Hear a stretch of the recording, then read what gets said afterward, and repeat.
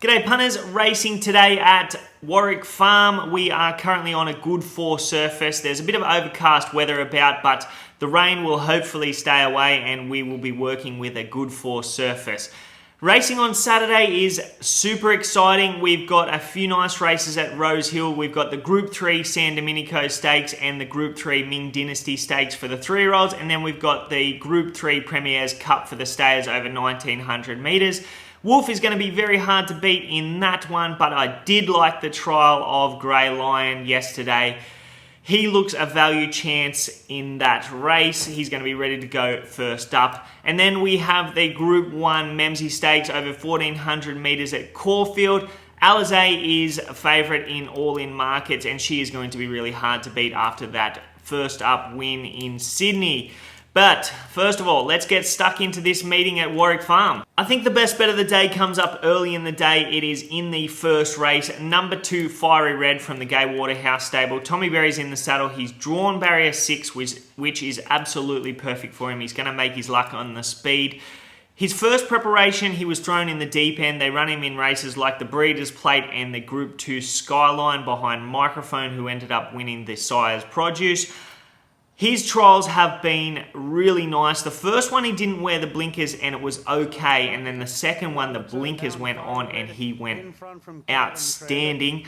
Tommy Berry's in the saddle. Tommy rode him in both of his trials and I just think he is a nice horse in the making. As I said, he's going to make his own luck on the speed and he's going to prove very hard to beat. I think he's the best bet of the day. Goes forward. Tommy's in the saddle. Rode him in the trials. He knows the horse. The blinkers will be on tomorrow and I think he's going to be very hard to beat, as I said. So that is race 1, number 2, Fiery Red, the best bet of the day at Warwick Farm. The third race is an interesting affair. We've got Erno, the odds-on favourite, and then we have Full Recognition, the second pick, but I am going with the second pick, Full Recognition. I've loved both of this horse's trials. Both of his trials were outstanding. Tommy rode him in both of his trials. He's from the Mark Newnham stable. He's going to make his own luck on the speed from barrier 4. I just think that last trial was good enough for this. It was behind Royal Witness, and another one come out of that race, Matty Rocks. Resin was behind him in that trial. We saw Matty Rocks come out and run second to Pandemic, and Royal Witness has come out and won on a Saturday meeting. So that trial form is really good. The interesting fact about this race is that Tommy also rode Erno in both of his trials. So Tommy rode Full Recognition in both of his trials and Erno in both of his trials. So I would suggest that Tommy got the choice of the 2 runners and he has gone with Full Recognition. I think Full Recognition has more promise than the other horse and he could develop into a really nice sprinting mile type. 1200 metres first up is absolutely ideal. He's going to make his own luck on the speed and I just think he is the one to beat for me. So that is race 2, number 8, Full Recognition, the hardest to beat at Warwick Farm tomorrow. I think one at a bit of value comes up in the 6th race. It is number 5, King Hewitt from the Kim War stable. Tommy's also in the saddle here, so maybe have a look at Tommy in the Jockeys Challenge because we might be getting a bit of value there as well.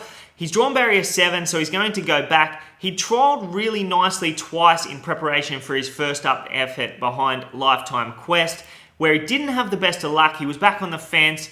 He had to wait for a run. He darted through on the inside and he really found the line nicely that last 100 metres. He closed the gap to only 0.8 of a length. He had no right to do that.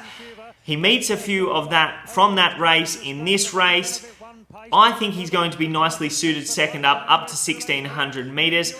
Form from previous preparations, that Provincial Championship form is really good for a race like this. And that effort behind Something Fast and Wolfe looks really good for this race.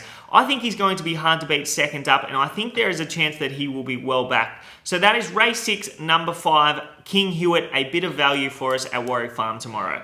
The value bet comes up in the last race. It is race 7, number 6, Duchess of Lennox from the Chris Waller stable. James McDonald is in the saddle. But before we go ahead, this mare might come out in the scratchings because she did trial at Randwick yesterday morning behind Evening Slippers. She wasn't asked to do a lot in that trial, and I would suggest that there is some chance she will go around because the stable did scratch Celis from this race after that trial. She was clicked up past the post and she did find another gear in that trial, so maybe she was just getting one more hit out before this race.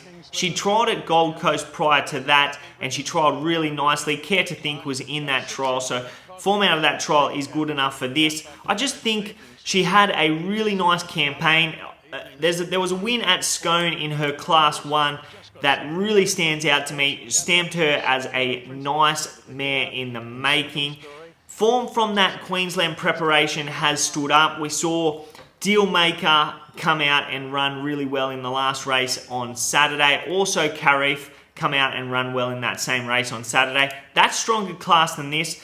She ran in the Queensland Oaks and she wasn't far behind them. She'd run second to Nobu in Sydney prior to that. Mrs. Madrid's come out of that Queensland Oaks and been unlucky in Sydney since. I just think she's well placed, and this mare is a mare of the future. So I think we're getting a bit of value about her. $14 into $9, that's good enough for me. If she's there, I'm going to be on her. So that is Warwick Farm, race 7, number 6, Duchess of Lennox, the value bet of the day at Warwick Farm. That's it from me. Hopefully we found a few winners there at Warwick Farm tomorrow. If you haven't yet subscribed to our mailing list, please do. It's free and it will include all the races at Rose Hill on Saturday, including the 3 Group 3s, the San Domenico, the Ming Dynasty and the Premier's Cup at Rose Hill on Saturday. As always, have a good day, gamble responsibly, and hopefully we can back plenty of winners at Warwick Farm tomorrow.